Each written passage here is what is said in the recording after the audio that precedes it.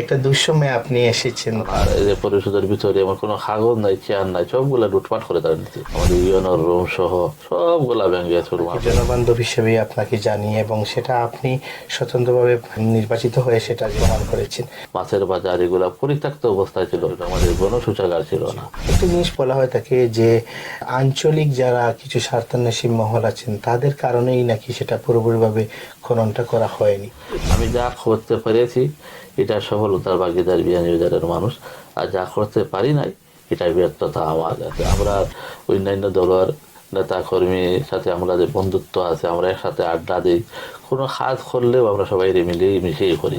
রাজনৈতিক একটা সহাবস্থান আছে, সব অবস্থা এটা সংস্কৃতি আমাদের আমাদের এই বিয়ানীবাজারে আছে। তো আপনি জনগণ চায় আপনি আবার ফিরে আসেন এবং আপনি কি আবার নির্বাচন করবেন?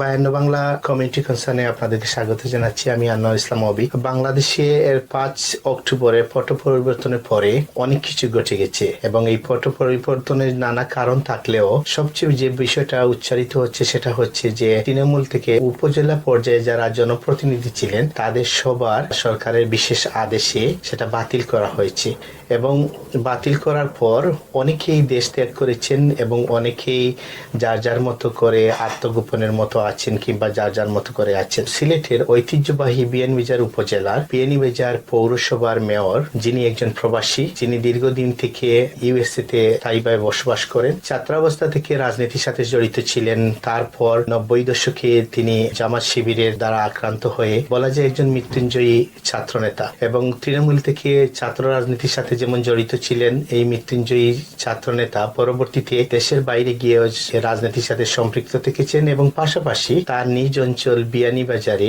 মানুষের সাথে সম্পৃক্ত থেকেছেন।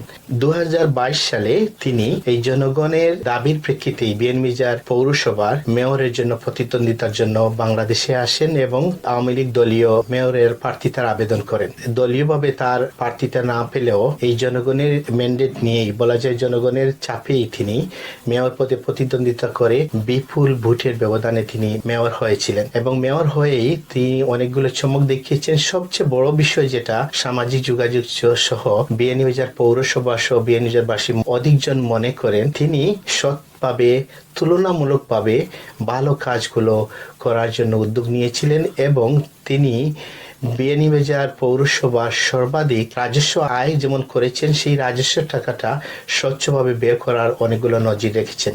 2024 সালের 5 আগস্টের এই পট পরিবর্তনের পরে তাকেও দেশ ছেড়ে চলে আসতে হয়েছে। তিনি আমেরিকা প্রবাসী হলেও এই মুহূর্তে লন্ডনে আছেন। বর্তমানে এই সময় অর্থাৎ 28 আগস্ট আমি 52 বাংলা কার্যালয়ে বসে বিয়ানীবাজার পৌরসভার মেয়র ফারুকুল হকের সাক্ষাৎকার নিচ্ছি। তার সাথে আমরা কথা বলবো, জানবো কি হয়েছিল এবং তার যে একটা উদ্যম, তার পরিকল্পনা ছিল এবং কতটুকু বাস্তবায়ন করতে পেরেছেন কিংবা আগামী যাত্রাপথটা তিনি কিভাবে মনে করছেন, এ নিয়েই আমাদের আজকের আয়োজন। 52 বাংলা আপনাকে স্বাগত জানাচ্ছি। কেমন আছেন আপনি? খুবই ভালো, আপনাকে ধন্যবাদ। একটা দুঃসময়ে আপনি এসেছেন, তারপরেও কখন এবং কবে আসলেন? আমি আসছি 21 আগস্ট। কিছুদিন থাকবেন হয়তো? হ্যাঁ, অবশ্যই তাও। আমরা পরবর্তীতে আপনি আসার পরে দেখেছি যথারীতি বাংলাদেশের সব জায়গায় যেমন মামলা হচ্ছে সেভাবে এরই ধারাবাহিকভাবেই বলা যায় বিয়ানীবাজারে মামলা আসছে, বা সেদিকে আমি পরে যাব। আপনি এই যে আসছেন, আসার আগে এই মামলাটা কি এইরকম হয়ে গিয়েছিল নাকি? না, এই যে যেদিন আমরা 5 তারিখ যে ঘটনা ঘটছে, তো আমি তো নির্বাচিত হয়েছি মানুষের সাধারণ জনগণের ভোটে নির্বাচিত হয়েছি। আমার একটা পরিচয় আছে, আপনারা নিশ্চয়ই জানেন। আমি একসময় ছাত্রলীগের কনভেনার ছিলাম, বিয়ানীবাজার সরকারি কলেজের জিএস ছিলাম, আমাদের পরিষদে নাহেলিম পারি পরিষদ ছিল।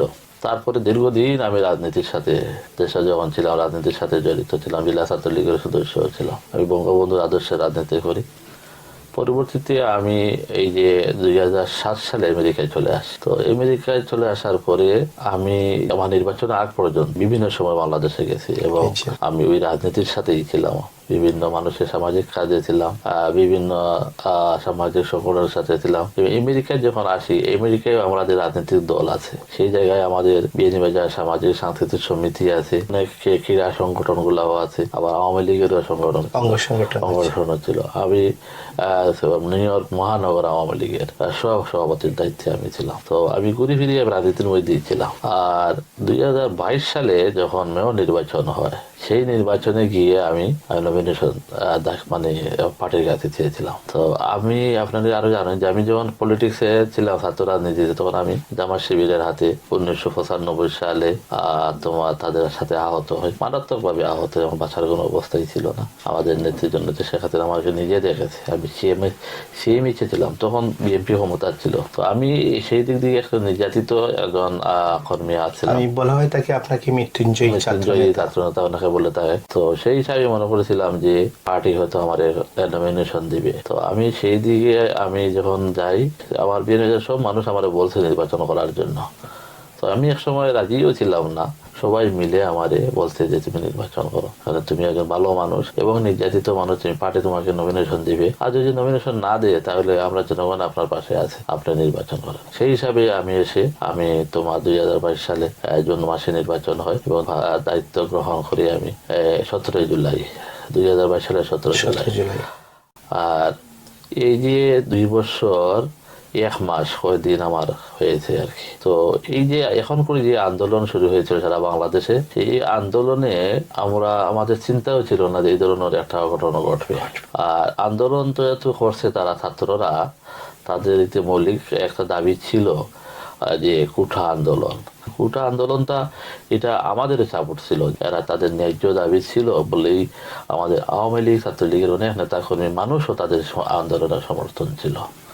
তো তার পরবর্তীতে আমরা দেখলাম যখন এই আন্দোলনটা সরকার মেনে নিয়েছে, তারপরে দেখলাম যে সরকার তো পরিবর্তনের 1 দফার আন্দোলন শুরু হয়ে গেল, এবং 1 দফা আন্দোলন শুরু করতে গিয়ে 2 দিনের মধ্যেই সরকারের পতন হয়ে গেছে। তো সরকারের পতন হওয়ার পরে শেখ হাসিনা যখন চলে গেলেন, তখন আমরা দেখতে পেলাম যে সারা বাংলাদেশে যে লুটরাজ, ভাঙচুর, ডাকাতি, খুন খারাপি শুরু হয়ে গেছে। বিয়ানীবাজারে যখন সারা দেশের ন্যায় যখন লুটপাট শুরু হয়েছে, শেখ হাসিনা চলে যাওয়ার পরে 2-3 ঘন্টার মধ্যেই এটা শুরু হয়ে গেছে। তার এটা আমাদের বিয়ানীবাজার ইয়ে বলছে। তো আমরা বিয়ানীবাজারের যে রাজনীতি আমরা করি, সব দলের মানুষের নিয়ে আমরা রাজনীতি করি। এখানে আওয়ামী লীগ আছে, বিএনপি আছে, জামাতের দল আছে, জাতীয় পার্টি আছে, কমিউনিস্ট পার্টি আছে, বিভিন্ন দলের রাজনীতি আমার বিয়ানীবাজার সবাই আমরা এখানে শান্তিপূর্ণ রাজনৈতিক একটা সহাবস্থান আছে, এটা সংস্কৃতি আমাদের এই বিয়ানীবাজারে আছে। আমরা অন্যান্য দলের নেতা কর্মীর সাথে আমরা যে বন্ধুত্ব আছে, আমরা একসাথে আড্ডা দিই, কোনো কাজ করলেও আমরা সবাই মিশিয়ে করি।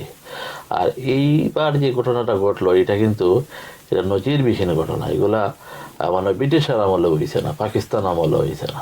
যে ঘটনাটা ঘটছে যে 3-4 ঘন্টার মধ্যেই সবগুলা ভেঙে ছুড়ে আমাদের মুক্তিযোদ্ধা সংসদ ভাঙছে, এমন কোনো থানার পরিষদের ভিতরে এমন কোনো কাগজ নাই, চেয়ার নাই, সবগুলা লুটপাট করে তারা নিতে। আমাদের এই যে উপজেলাতে আমাদের ইউএনওর রুম সহ সবগুলা ভেঙে চুরমার করে নিয়ে গেছে। এখানে একটি জিনিস জানতে চাই, আপনি ধারাবাহিক যাবেন, মুক্তিযুদ্ধ সংসদটা তো আক্রান্ত হয়েছিল, এখানে কি নথিপত্র তো অনেক গুরুত্বপূর্ণ থাকে সাধারণত, এরকম কি কিছু ছিল? এটা কোনো কিছু তারা রাখে নাই। মুক্তিযোদ্ধা সংসদ আপনারা দেখছেন কিনা, আমি যখন এগুলা লুটপাট হয় তখন আমি পরের দিনই আমি এখানে চলে যাই, গিয়ে দেখি আমি মেয়র হিসাবে আমার দায়িত্ব আছে, তখন পুলিশও ছিল না, আর্মিও ছিল না। তো আমি নিজে গিয়ে ভিজিট করছি, এগুলা ভিজিট করার পরে দেখছি যে এমন কোনো কাগজপত্র কিচ্ছু নাই। তো আমি সেই দিন আমি বলছিলাম যে আমরা ছোট থাকতে যখন আমরা যে মুক্তিযুদ্ধটা আমরা দেখি নাই, আমরা মুক্তিযুদ্ধের নতুন প্রজন্ম, কিন্তু আমরা শুনছি যে 71-এর পাকিস্তানি আর্মি যখন আমরা বিয়ানীবাজার যখন প্রথম আসে, তখন থানায় তারা উঠে ওই যে অস্ত্রগুলা তারা নিয়ে চেয়েছিল এবং থানায় তারা ক্যাম্প করছিল, এবং ডাক বাংলাতে যেখানে আছে আমরা ওই জায়গায় কিন্তু তারা ক্যাম্প করে। কিন্তু এইভাবে লুটফাট জ্বালাও পোড়াও কোনো কিছু ধ্বংস করছে না, থানায় তো আগুন লাগাইছে না, আমরা যতটুকু জানি ডাকমালা ঘুরাইছে না, মুক্তিযোদ্ধা এই যেগুলো তারা থাকছে এই জায়গায়। কিন্তু এরা যারা করলো, ওনারা স্বাধীনতা বলে, স্বাধীনতা তো অন্য রাষ্ট্র লাগে তুমি যদি যুদ্ধ করো করিয়া দেশ স্বাধীন, এটাই স্বাধীনতা। বা অন্য রাষ্ট্র লাগে যুদ্ধ করলে না আমরা স্বাধীনতা, এটা তো দেশের বিরুদ্ধে পলিটিক্যাল এটা মারামারি ধরাধরি, এটারে তো স্বাধীনতা বলা যায় না। দেশের চিন্তা মনস্করা বলছেন যে লুটপাট সবকিছু হয়তো একটা জায়গায় একটা রাজনৈতিক পট পরিবর্তন হয়, কিন্তু মুক্তিযুদ্ধের যে আদর্শের জায়গাটা, যেমন আপনি মুক্তিযোদ্ধা সংসদের কথা বললেন, অন্যান্য জায়গাগুলো আছে, সেইগুলার আক্রমণটা সচেতন যারা কিংবা রাজনৈতিক চিন্তক, দেশ চিন্তকরা সেটা মেনে নিতে পারেনি। তো সেই জায়গাতে পরবর্তী আপনার ভূমিকাটা কি ছিল? আমার ভূমিকা ছিল, আমি আগেই বলছি যে আমি যেদিন 5 তারিখে ঘটনা ঘটে আমি আমার পৌরসভাটা খোলা রেখেছি। পৌরসভার খাল আমার পুরা দমে আমি 5 তারিখ আমি কোনো দিনই বন্ধ রাখি নাই। এবং আমার এই বিশ্বাস, এই আত্মবিশ্বাস ছিল যে আমি মানে স্বতন্ত্র, আমি নির্বাচিত করেছি, সব দলের মানুষ আমার ভোট দিয়ে নির্বাচিত করছে। এবং আমি এখন আমি নিজে মনে করেছি যে আমি এখন কোনো দলীয় কোনো দলের কোনো মেয়র নয়, আমি বিয়ানীবাজার মানুষের সব ওয়ার্ড বা বিয়ানীবাজার মানুষের মেয়র। সেই হিসাবে আমার সে আত্মবিশ্বাস আমার ছিল এবং আমার সেই সাহসও ছিল, যার কারণে আমি এই যে যেদিন ঘটনা ঘটে এদিন আমি বিয়ানীবাজারে যাই, পরের দিনও বিয়ানীবাজারে যাই। এবং আমার পৌরসভাতে একটা ডিলও কেউ মারে নাই। জি, এটা একটা সিলেট বিভাগের মধ্যে যে দুইটা ছিল, এটা গণমাধ্যমে এসেছে, এটা আমাদেরটা নিরাপদ ছিল, পৌরসভাটা আমারটা পুরাপুরি নিরাপদ ছিল। এবং কিছু উচ্ছৃঙ্খল যারা ভাড়াটিয়া যেগুলা আনা হয়েছে টাকা দিয়ে, এতে আমরা জানছি যে এগুলা যে লোকগুলা ভাঙছে, যেগুলা লুটপাট করছে, এইগুলা ওই যে খারাপ লোকগুলা, এগুলা গ্রামে গঞ্জে থাকে এবং এরা ডাকাইত, এরা চিহ্নিত ডাকাইত, এইগুলা করছে। কিন্তু পলিটিক্যাল নেতা যারা আছে, অন্য দলের যারা আছে, যারা ইন্ধন দিচ্ছেন হয়তো বেঁকে থেকে ব্যাক সাইড থেকে ইন্ধন দিচ্ছেন, কিন্তু এরা কিন্তু সামনে গিয়ে এগুলা লুটপাট করছে নেতা কিংবা একনিষ্ঠ কর্মীরা কিন্তু এগুলা করছে এরা যারা আনছে বিভিন্ন জায়গা থেকে, তারা জানে যে এই দিন এই ধরনের ঘটনা ঘটবে। আমরা বুঝতে পারছি শেষ মুহূর্তে যে এই যে শেখ হাসিনার পালাই যাবে, এবং এগুলা তারা অন্যান্য পার্টির এরা জানতো একদিন আগেই যে শেখ হাসিনা পদত্যাগ করতেছে। তো যাই হোক, তার কারণে অন্যান্য এলাকা থেকে সব মানুষ অতি উৎসাহী হয়ে এগুলাতে আসে। এবং যারা আমরা বিয়ানীবাজারে যারা বাইরের লোক থাকে, বেশিরভাগ তোমার রাজশাহী, ভৈরব বা ওই যে আপনার ব্রাহ্মণবাড়িয়া, কিশোরগঞ্জ, বিভিন্ন জায়গার মানুষ বসবাস করে, ওই লোকগুলা কিন্তু বেশিরভাগ এরারে আনিয়া আর যারা তোমার এগুলা লেবার যারা কাজ করিয়া খায়, এবং যারা তোমার কিশোর ছেলেরা যারা বিভিন্ন অপরাধের সাথে জড়িত আছে, এদেরকে দিয়ে এগুলা তারা করানো হয়েছে। আমার পৌরসভা এই মানুষগুলা সেফ রাখছে, আমার পৌরবাসী, আমার লেবার, আমার কাউন্সিলর এবং আমার বিয়ানীবাজারের মানুষ সেখানে দাঁড়াইয়া থাকছে এবং সেই এই দিকে আসার চেষ্টা করছে, কিন্তু মানুষ এটা প্রতিরোধ করছে এবং মানুষ এখান থেকে তারা চলে গেছে। আগেই বলছি যে আমার এই তোমার মনোবল আছে যে বিয়ানীবাজারের কোনো ধরনের নেতাকর্মী আমার উপরে কোনো ধরনের কোনো আক্রমণ করবে না, এটা আমার বিশ্বাস ছিল। এবং আমি সেই বিশ্বাসে রেখে আমার যে যখন পুলিশ পালাইয়ে যায় ইয়ে থেকে, থানা থেকে, তখন এই থানাটা আমি আমার মানুষ দিয়ে সারা রাত্রে আমি পড়তে পাইছি। এখানে অস্ত্র আছিল, গোলাবারুদ ছিল, শুধু 2-1টা অস্ত্র তখন তারা নোট করে দিছে এখান থেকে। আমি জানতে পারছি যে একটা না 2টা অস্ত্র ফেরত দিয়েছে, এখনো 2টা অস্ত্র হয়তো এখনো পায় নাই পুলিশ, আর এই কদিনে যদি পেয়ে থাকে আমি জানি না। তো গোলা বারুদগুলা এইগুলা আমার এই যে কর্মচারীদের দিয়ে আমি সারা রাত এগুলা আমি করছি যে থানার আর অস্ত্র যাতে লুট না হয়। আর অস্ত্র লুট হইলে তো মানুষের ডাকাতি বা আমাদের বিয়ানীবাজার হবে, এই অস্ত্র দিয়ে ডাকাতি করবে। তো এইগুলো আমি করছি। এবং আমার তোমার এই যে মুক্তিযোদ্ধা সংসদ একটা বিয়ানীবাজারের সম্পদ, এটা তো যে দ্বারা করছে, আমি আগেই বলছি, এটা লুঠোরা, যেটা কোনো রাজনীতির দলের কর্মী নয়, কারণ প্রত্যেক রাজনীতির দলের কর্মীদের মুক্তিযুদ্ধ হল আছে। আমি জামাতেরও মুক্তিযুদ্ধ হল আছে, আমরা জানি, আমি জানি যে মুক্তিযুদ্ধ হল জামাতের। এবং জাতীয় দিবসে তো সব দলেই তার যার পক্ষ থেকেও তারা এরকম কর্মসূচি পালন করে। বিএনপিরও মুক্তিযোদ্ধা আছে, কিন্তু এটা আমরা সম্পদ, কিন্তু এটা হাত দিছে ওই মানুষগুলা। তো এখানে এগুলা একটা জিনিস জানতে চাই, এখানে আমাদের কি সিসিটিভির আওতায় ছিল সেগুলো, কি এটা ক্যামেরা কি ক্ষতিগ্রস্ত হয়েছে হ্যাঁ, নাকি? আমার বিয়ে আমি আপনার জানেন যে আমি পৌরসভা দায়িত্ব গ্রহণ করার জি। পরে আমি সারা সমস্ত বিয়ানী বাজারে সিসি ক্যামেরা এটা একটা ইউনিক কাজ ছিল আপনার। নিয়ে আওতায় নিয়ে আসছিলাম, কিন্তু কয়েকটা ক্যামেরা সচল ছিল। আর ক্যামেরা কিন্তু ওই যে আমরা যে রোদ আর তুফান এগুলা তো আমাদের লেগেই থাকে, যার কারণে অনেক সময় অনেক ক্যামেরারে সচল রাখা খুবই কঠিন হয়ে দাঁড়ায়। তো কয়েকটা ক্যামেরা আমার সচল ছিল, এগুলা আমার যেগুলা যারা ভাঙচুর করছে এগুলো অনেকটা আমাদের ক্যামেরার মধ্যে তোমার ফটোজ আছে, এগুলো আমি ইউনো সাহেবকে দিয়ে দিছি, এবং অনেকটা ক্যামেরা তারা ইয়ানোকে দিয়ে হ্যাঁ এসেছেন? দিয়ে আসছি, এবং অনেকটা ক্যামেরা তারা মানে ভাঙচুর করে সন্ত্রাসীরা, প্রথমে ক্যামেরা ভাঙচুর করে, তো আমার অনেকটা ক্যামেরা তারা ভেঙে ফেলছে। তো এইগুলা তো যদি না ভাঙতো তাহলে হয়তো আরো ইয়েগুলা হতো, আর Details আমার পাওয়া যেত। ডিটেলস পাওয়া যেত। আর আমার পৌরসভার ভিতরে যে ক্যামেরা আছে এগুলো আবার আমার সচল ছিল, এবং এগুলা থেকে উপজেলার গেট পর্যন্ত এইগুলা অনেকটা ছবি উঠছে, এবং এগুলো আমি দিয়ে আসছি ইউনো সাহেবকে।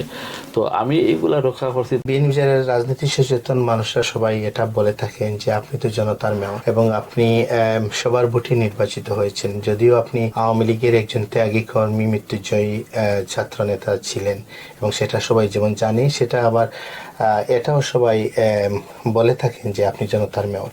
কিন্তু সেনাবাহিনী আসার পর তো আপনি তো ছিলেন, আমরা সাধারণত রাজনীতি সচেতন যারা মানুষ সবাই এটা ভেবেছে যে যেহেতু রাজনৈতিক একটা সরাসরি লেবাসের মধ্যে আপনি নেই, আপনি হয়তো থাকবেন, তারপর তো আপনি চলে আসলেন।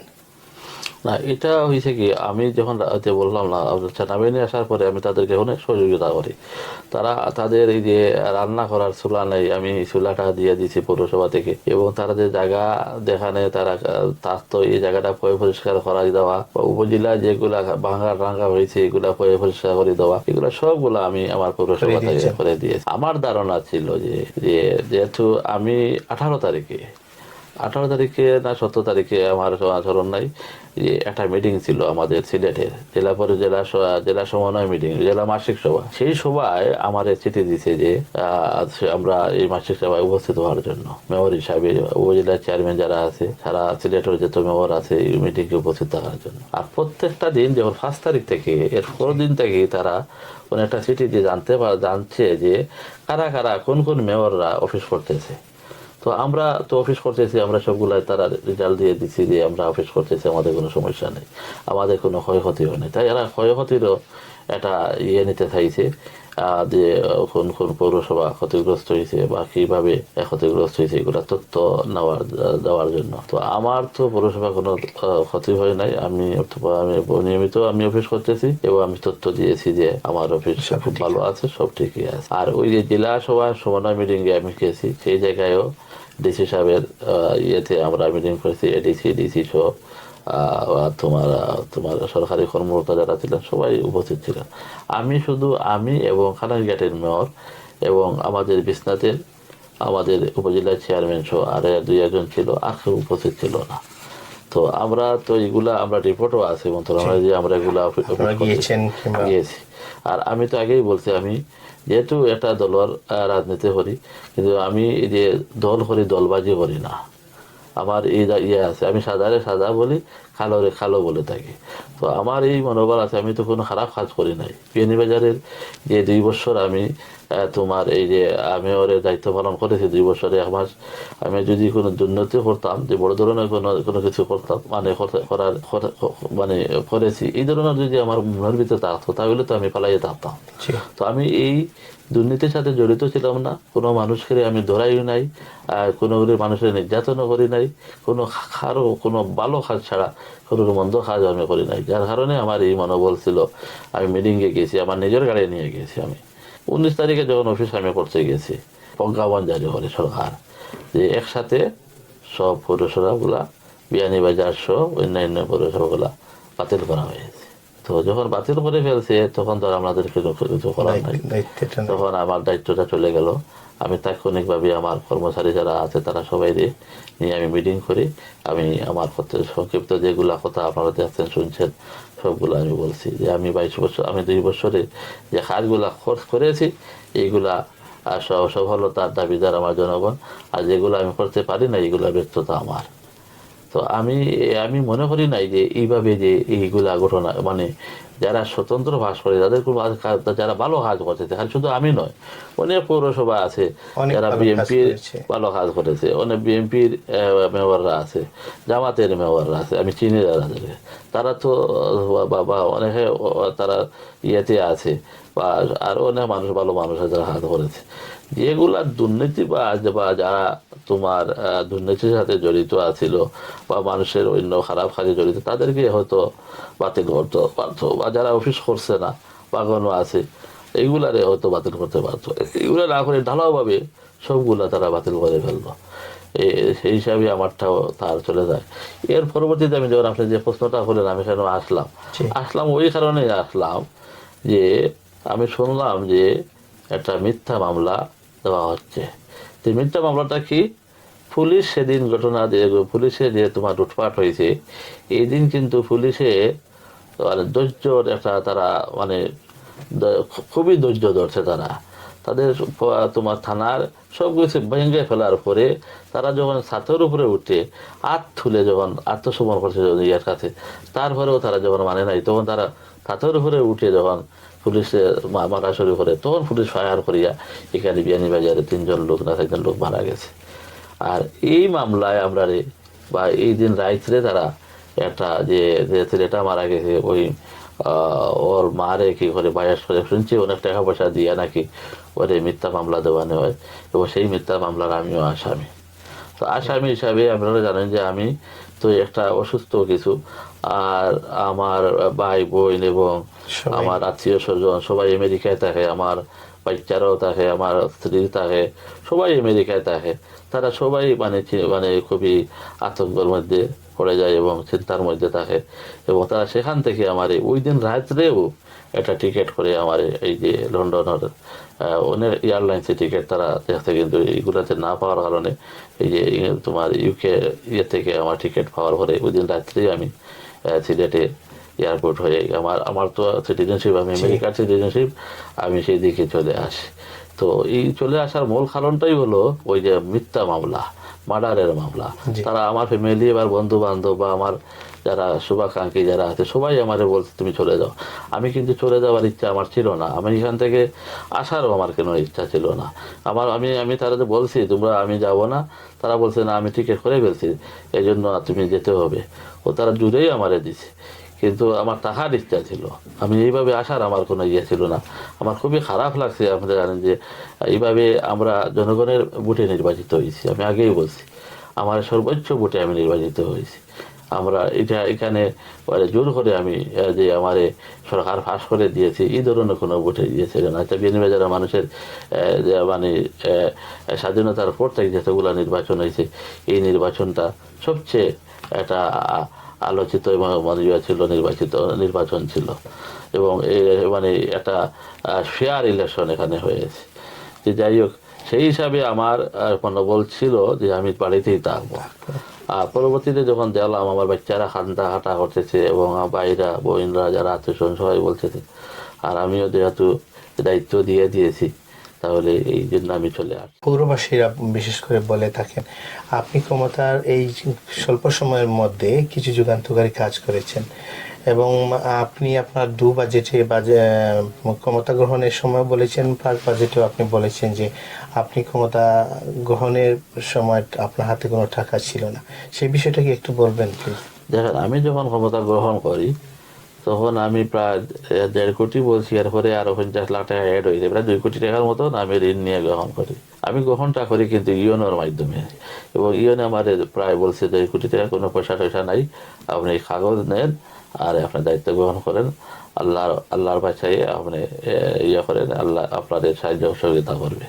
সেই হিসাবে আমি দায়িত্ব গ্রহণ করার পরে প্রায় 2 কোটি টাকা, 1.5 কোটি টাকা, আর পরবর্তীতে আরো 50 লক্ষ টাকা অ্যাড হয়ে গেছে, প্রায় 2 কোটি টাকার মতন ঋণ নিয়ে আমি দায়িত্ব গ্রহণ করি। এবং দায়িত্ব গ্রহণ করার পরেই আমার জনগণে আমাকে খুব সাহায্য সহযোগিতা করেছে এবং অনেক ট্যাক্সগুলো আমি আদায় করে বা আনতে পেরেছি। ওই অর্থ বছরেই প্রায় আমি 6 কোটি টাকার উপরে, আমি আমার যতটুকু জানা মানে ফিগারটা সঠিক বলতে পারতেছি না, কিন্তু প্রায় 4 কোটি টাকার কাছাকাছি আমি রাজস্ব আদায় করি। এবং কিছু চ্যালেঞ্জিং যে এগুলা খাত ছিল আমাদের বিয়ানীবাজার, এগুলা সবাই বিয়ানীবাজারের মানুষ সবাই জানে যে আমাদের বাজার ব্যবস্থা, আমাদের মাছ বাজার, সবজি বাজার এগুলা রোডের উপরে ছিল। আমি ওই যে একটা বাজার আমাদের বন্ধ ছিল, মাছের বাজার, এগুলা পরিত্যক্ত অবস্থায় ছিল, সেই বাজারটি আমরা সচল করি এবং মাছ বাজার একটা জায়গায় নিয়ে যাই, সবজি বাজার একটা জায়গায় নিয়ে যাই, এই বাজারটা মার্কেটটা চালু করে দিই আমি। এই এটা আমার ছিল, মানে অগ্রাধিকার ভিত্তিতে আমি কিছু কাজ হাতে নিয়েছি, যেগুলা কঠিন কাজ, যেগুলা আমরা শব্দ দূষণের একটা সমস্যা বিয়ানীবাজারে ছিল। প্রতিদিন সকাল থেকে বিকাল রাত পর্যন্ত যার যার মতো ভেবে যত দূরে ভারত এই মাইক দিয়া এগুলা প্রচার করতো, ওষুধ কোম্পানি, বিভিন্ন তোমার পাবলিক, সেগুলা সবকিছু ছিল, বিশৃঙ্খলার মধ্যে ছিল। এগুলো আমি অগ্রাধিকার ভিত্তিতে নিয়ে আসি। এবং আমাদের এই যে সবচেয়ে আরো একটা বড় সমস্যা ছিল, আমাদের গণশৌচাগার ছিল না। আমাদের বিয়ানীবাজারে অনেক দূর থেকে মানুষ আসে, গোলাপ মানে এমনকি জকিগঞ্জ, খানাইরঘাট, বড়লেখা, 4-5টা থানার মানুষ এই বিয়ানীবাজারে আসে। আমাদের এখানে কয়েকটা ক্লিনিক আছে, ব্যাংক তো আছেই, মানে 40-50টার মতো ব্যাংক আছে।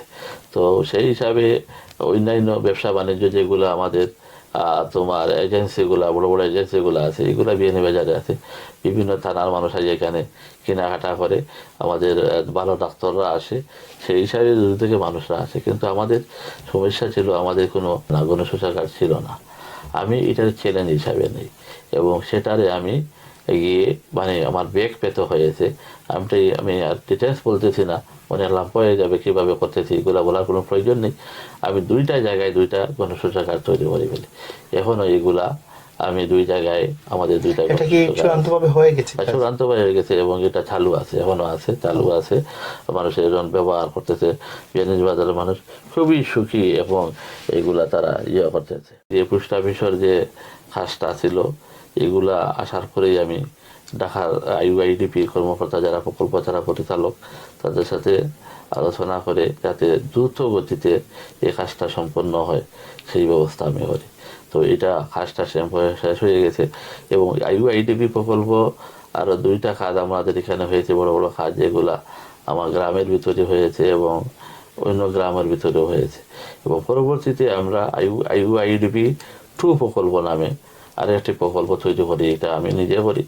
এটা আমাদের কলেজের ইনার রোড, এখানে প্রায় 82 লক্ষ টাকা খরচ করে। এই রাস্তাটা খুব চিকন ছিল, সেই রাস্তাটারে আমি 20 ফুট প্রশস্ত করি। অনেক শক্ত, ভালো মানের কাজ, খুবই ভালো মানের কাজ, 100% কাজ হয়েছে এটা। এবং ঠিকাদারে অনেক পয়সা লস হয়েছে, আমি জানি তো ঠিকাদারের এই কাজ করতে গিয়ে আরেকটা কাজ জনবান্ধব, জনগণের মাধ্যমে প্রশংসা পেয়েছে, যেটা হলো আপনি এই বন্যা পরবর্তী কিংবা পূর্ববর্তী সময়ে যে আপনি উদ্যোগটা নিয়েছিলেন, সেটা তো আর বাস্তবায়িত হলো না। সেটার আপনার পরিকল্পনাটা কি ছিল মূলত? আপনি বলেছিলেন যে এখানে পানি নিষ্কাশনের যে ব্যবস্থাগুলো, এগুলো যদি না ঠিক করা হয়ে থাকে, কিন্তু এখানে তো আসলে আমি দায়িত্ব গ্রহণ করার আগে যে বিয়ানীবাজারে পানি লেগে থাকতো, ওই যে মাছ বাজারে আমাদের এই যে তোমার মাছের গল্লি বা ওই যে চাউলের আড়তে, এগুলাতে দুর্গন্ধ হয়ে থাকতো। এখানে মানে পানিটা লেগেই থাকতো, একটু বৃষ্টি হইলে পানি লেগে থাকতো। তো এটা আমি যখন দেখি, আমি ড্রেন পরিষ্কার করি, এটা সলভ হয় না। তখন দেখলাম যে এটার ভিতর দিয়ে একটা ক্রসিং কালভার্ট আছে। এই ক্রসিং কালভার্ট রোডসন হাইওয়ে দিচ্ছে এবং এই ক্রসিং কালভার্টের সমস্ত জাম লাগিয়ে গেছে এটা, যার কারণে আমি রোডসন হাইওয়ের অনুমতি নিয়ে এই ক্রসিং কালভার্ট 2 সাইডে ভেঙে এটারে গর্ত করে, এই ক্রসিং কালভার্ট এটা আমরা পরিষ্কার করে দেওয়ার পরে এখন আর কলেজ রোডের যে ড্রেনটা আছে এটা পরিষ্কার করে দিয়েছি এবং এদিকে পানি যাওয়া শুরু করে এবং এখন আর কোনো পানি থাকে না।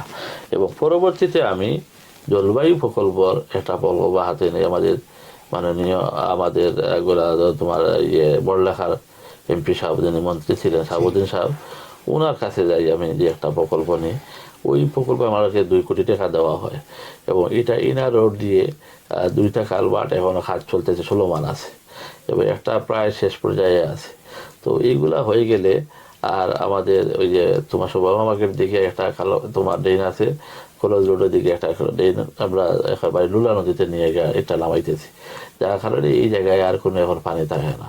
প্রসঙ্গে একটা জিনিস, যেহেতু লুলা নদীটার নাম আসছে, এই যে লুলা নদী থেকে লুলা খাল হয়েছে এবং এখানে কিন্তু প্রকল্পটা অনেক বড় প্রকল্প ছিল। একটা জিনিস বলা হয় থাকে যে আঞ্চলিক যারা কিছু স্বার্থান্বেষী মহল আছেন তাদের কারণেই নাকি সেটা পুরোপুরিভাবে খননটা করা হয়নি।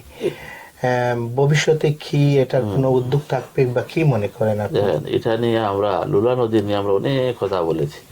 আমি অনেক এই পৌরসভা দায়িত্ব গ্রহণ করার পরে প্রকল্প তৈরি করে নাইদ ভাইয়ের আমার ডিওলেটার সহ দিয়ে আমরা পানি মন্ত্রণালয়ে দিয়েছি এটা খনন করার জন্য।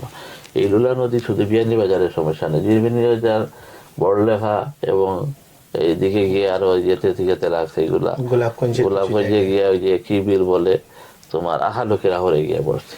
তো এখন এই নদী যদি খনন না করা হয় তাহলে আমরা ওই যে বন্যা হওয়ার সাথে সাথেই আমরা এই পানি নিষ্কাশন হয় না, যার কারণে আমরা এই জলাবদ্ধতার সৃষ্টি হয়। এটা মানুষেরও দাবি, আমরা সবার দাবি এটা। আমরা অনেকবার আমরা জেলা সমন্বয় মিটিংয়ে, জেলা আইন শৃঙ্খলা মিটিংয়ে এবং বিভাগীয় কমিশনারের কাছে এবং মন্ত্রণালয়ে আমরা এগুলা আমরা তো সবগুলা রেগুলেটর সহ আমরা দিয়া চেষ্টা করছি যাতে এগুলা প্রকল্প হাতে নেওয়া হয় এবং কাজটা শুরু হয়। আমি যেগুলা প্রকল্প দিছি, যেগুলা এখনো আমার প্রকল্পতে আছে, আপনি মানে অনেক কাজ আমি করেছি, প্রায় আমি 30টা রাস্তার মতো করেছি। আমি ওই যে 2 বছরের মধ্যে 30টা আমি ছোট বড় রাস্তা আমি করেছি রাজস্ব থেকে। আমি 2 বছরে, 1 বছর তো আগেই বললাম 5 কোটি টাকা, এই বছর প্রায় 5 কোটির কাছাকাছি আমি রাজস্ব তুলেছি। এই রাজস্ব থেকে আমি আমাদের কর্মচারীর বেতন সহ, আমার অফিস চালানো সহ, ছোটোখাটো কালভার্ট নির্মাণ করা সহ, ড্রেন তো আর এইগুলা পরিষ্কার সহ সবগুলা এই পয়সা থেকে করে থাকি। তাহলে এই পয়সা থেকে আমি এখন রেখে আসছি 1 কোটি টাকা দিয়ে একটা টেন্ডার হইতেছে। গত বছর আরো 1 কোটি টাকা দিয়ে আমি করছি, প্রায় 2 কোটি টাকার আমার টেন্ডার চলমান আছে, এগুলো কাজ চলে। আর এটা শুধু রাজস্ব থেকে করছি। মোটামুটি ধারণা সূচক রেশিও আছে, আগে কি এইরকম উঠতো? আগে এত টাকা উঠতো না, আমার যত ধারণা 3 কোটি 2.5 কোটি টাকার মতো রাজস্ব উঠতো। আমি দায়িত্ব গ্রহণ করার পরে 4 কোটি 5 কোটি, আমার আগে ছিল 5 কোটি মানে ইয়ে করার জন্য।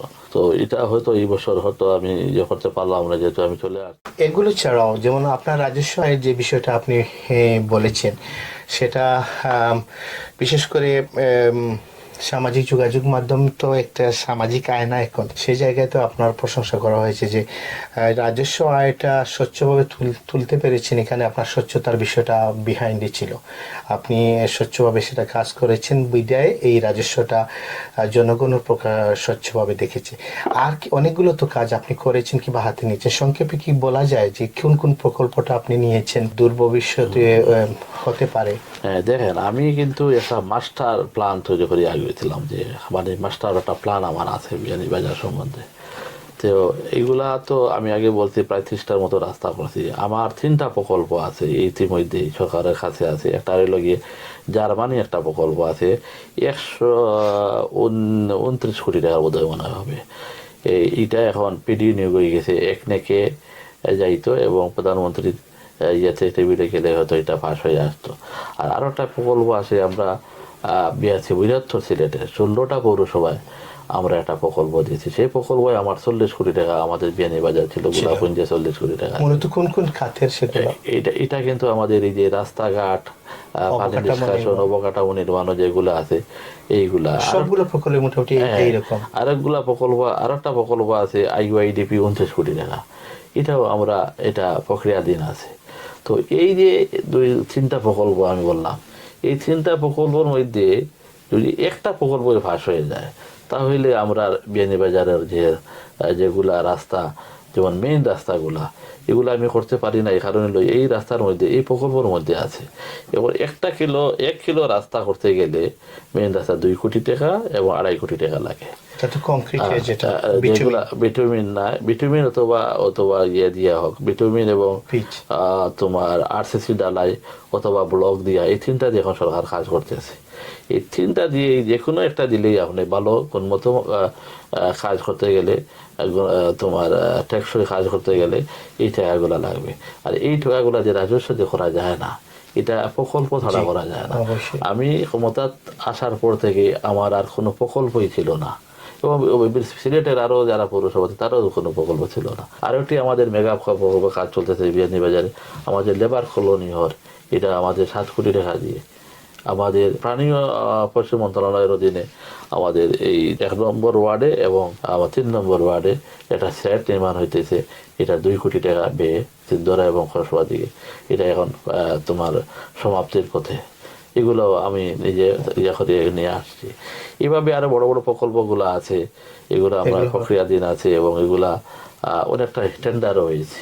যেমন আমরা অনেক রাস্তা প্রশস্ত করছি, আমাদের এই গুণাগামের রাস্তা ওয়াটার প্রশস্ত করছি। ট্রিটমেন্টের ইয়েটা একটু বলবেন। ওয়াটার ট্রিটমেন্টের কাজটাও আগর মেয়রে, এর আগর মেয়রেও তারা শুরু করেছিল, তবজুল্লাহ আমল সাহেব থেকে নিয়ে শুক্র রহমান, এবং পরবর্তীতে আমি আসার পরে এটা সম্পূর্ণ করে এটা এখন পুরাপুরি চালু আছে, এবং পানি অনেক মানুষে পানি নিতেছে, এবং এটা অবশ্যই দ্বারা সেবা পাচ্ছে। সেবা পাচ্ছে। ধন্যবাদ। যে জিনিসটা আপনার কাছে জানতে চাচ্ছি যে আপনি বাংলাদেশে থাকতে ছাত্র রাজনীতি থেকে আপনি তৃণমূল সংশ্লিষ্ট একজন রাজনৈতিক কর্মী থেকে একজন জননেতা হয়েছেন। আপনি বিশ্বের সর্বোচ্চ ক্ষমতাশীল দেশে আপনি থাকেন, সুতরাং আপনার কাজের সৃজনশীলতা, বুদ্ধিদীপ্ততা সবগুলো আছে, কিন্তু অনেক কাজ তো আপনি করতে পারেন না। আপনি যদি ভবিষ্যতে সুযোগটা আবার পান, কোন 5টা জিনিস আপনি অগ্রাধিকার ভিত্তিতে করবেন বলে আমি আপনি যেটা বলছেন আসলে আমার খুব সুন্দর কথা। আমি কিন্তু কাজ জানি, আমি হাল চাষ করা থেকে সবকিছু আমি নিজে কাজ করতে পারি। আমাদের এখানে আমেরিকাতে আমাদের অনেকটা শপ আছে আমার, এই যেগুলো আমি কাজ করেছি। এবং আমি এই যে ইংল্যান্ডে আসলাম, এবার যে দেখলাম রাস্তাঘাটগুলো তারা কিভাবে করতেছে, এই পরিকল্পনা কিন্তু আমার মাথার ভিতরে আছে। আমাদের আমেরিকায় দেখছি আমাদের কিভাবে তারা কাজ করে। তো আমার ইঞ্জিনিয়ারে যেগুলা করে, আমি এগুলো তাদের অন্যভাবে তাদের পরামর্শ দিয়ে করাই। আমি যদি টাকা পাইতাম তাহলে আমি দেখতাম, মানে বিয়ানীবাজার মানুষকে একটা জিনিস যেটা মানে ইউটিউবের মতন আমরা করতে পারতাম। তুমি টাকা না পাওয়ার কারণে এগুলা কোনটা করা যাচ্ছে। এবং আরেকটা জিনিস হলো, অনেক ধন্যবাদ আপনাকে। আমরা আপনাকে জনবান্ধব হিসেবেই আপনাকে জানি, এবং সেটা আপনি স্বতন্ত্রভাবে নির্বাচিত হয়ে যেটা প্রমাণ করেছেন। আজকের ইন্টারভিউ থেকে আপনার কাছ থেকে অনেক কিছু জানলাম। সর্বশেষ আপনার কাছে প্রশ্ন, যদি রাজনৈতিক পট পরিবর্তন এখন যেভাবে হয়েছে, এটা সম্পূর্ণ একটা ধ্রুমজালের ভিতরে আছে, কিন্তু একজন সংবাদকর্মী হিসাবে আমি যেটা ভাবি, আগামী 2-4 বছরের ভিতরে কোনো আলো সুড়ঙ্গ আমি দেখি না। আপনারা রাজনীতি মানুষ, আপনারা আপনাদের মতো করে দেখেন, কিন্তু জনগণ চায় আপনি আবার ফিরে আসেন, এবং আপনি কি আবার নির্বাচন করবেন? আসলে এটা তো জনগণে, আমি নির্বাচন, এটা তো মানে আমি ভবিষ্যতে জানতে চাচ্ছি। আর যদি জনগণের চায়, এবং আমার যদি বিশেষ করে আমার ফ্যামিলি, আমার ভাই বোন এবং আমার আত্মীয় স্বজন এবং আমার বন্ধু বান্ধব যারা আছে, আমি আগে যাদেরকে নিয়ে আমি নির্বাচন করেছি, এবং আমার মানুষ যদি চায়, এবং আমার বিশেষ করে আমার ফ্যামিলি যদি চায়, আর আমার যে কাজ করা, মানে এইগুলাতে তারা আমাকে বলে যাওয়ার জন্য, মানুষের সেবা করার জন্য, এটা তো মানুষ সেবামূলক কাজ। এটা কিন্তু আপনি কোনো ইনভেস্ট করা নয়, এটা সমস্ত একটা লস আইটেম। এবং এটা আমি সবসময় বলে থাকি যে এই চেয়ারে যে বসবে, এই চেয়ার থেকে কেউ 2 টাকা ইনকাম করার কোনো পথ নাই। মানে ভালো মানুষ যারা সৎ থাকলে, এবং এখানে এই চেয়ারে বসলে আপনার লস ছাড়া কোনো কিছু নেই। যাই হোক, যদি একটা হলো মানুষের দোয়া এবং ভালোবাসা পাওয়া, নির্বাচন যে কোনো জনপ্রতিনিধি মানেই হলো তার এখানে বাংলাদেশ যে সরকারে যে মানুষের যে সম্মানী ভাতা দেয়, এটার নামও হইলো সম্মানী ভাতা, এটা স্যালারি নয়, সরকারের কর্মচারী নয়, মানে জনগণের প্রতিনিধি। ধন্যবাদ জনগণের প্রতিনিধি হিসাবে কাজ করতে গেলে সে তার এই সম্মানের আশাটা করতে পারে না এটা। আর জনগণের যদি আমি যদি এই ধরনের মানে বা জানি না তো আরো 2 বছর পরে বা 1 বছর কিভাবে হবে, যদি আল্লাহ শরীর ভালো রাখে আর আমার ভাই বোন সবাই যদি আত্মীয় স্বজন ভাই বন্ধু বান্ধব যদি বলে আমি নির্বাচন যাওয়ার জন্য বা নির্বাচন করার জন্য, তাহলে আমি অবশ্যই নির্বাচন করব। এবং আমার অসম্পূর্ণ কাজ যেগুলো আছে, আমার একটা ইচ্ছা ছিল যে আমি যদি আমার দায়িত্বে তো 2 বছর ছিল, আমার 3 বছর হয়ে গেলে আর বিয়ানীবাজারে কোনো খাত হয়তো কম বেশি থাকলো না, সব খাতগুলো আমি করে ফেলতে পারতাম, কিন্তু আমার সেই ইচ্ছাটা রয়ে গেল। আপনাকে অনেক ধন্যবাদ সময় দেওয়ার জন্য। সর্বশেষ আপনার কাছ থেকে জানতে চাচ্ছি যে আপনি তো একটি সংকট সময় এসেছেন, আপনি কি কোনো কিছু বলবেন আপনার বিয়ানীবাজার আমি পৌরবাসীকে? ঠিক আছে, বিয়ানীবাজার এবং বিয়ানীবাজারে যারা মানুষ যারা বিদেশে আছে, পৃথিবীর বিভিন্ন জায়গায় আমাদের বিয়ানীবাজারের মানুষ বসবাস করতেছে, আমি তাদের কাছে একটা অনুরোধ রাখবো যে আমাকে আপনারা ভোট দিয়ে নির্বাচিত করেছেন। আমি এই যেদিন ক্ষমতা থেকে চলে আসি তিনি ওই কথাটাই বলছিলাম যে আমি যা করতে পেরেছি এটা সফলতার ভাগিদার বিয়ানীবাজারের মানুষ, আর যা করতে পারি নাই এটা ব্যর্থতা আমার, কিন্তু আমি চেষ্টা করেছি আপনাদের জন্য সেবা দেওয়ার জন্য, কাজ করার জন্য। আপনারা আমাকে সাহায্য সহযোগিতা করেছেন, আমিও আপনাদেরকে সেবা দেওয়ার চেষ্টা করেছি। আপনারা সবাই ভালো থাকেন, সুস্থ থাকেন। আসসালামু আলাইকুম। বিয়ানীবাজার এবং বিয়ানীবাজার পুরবাসী।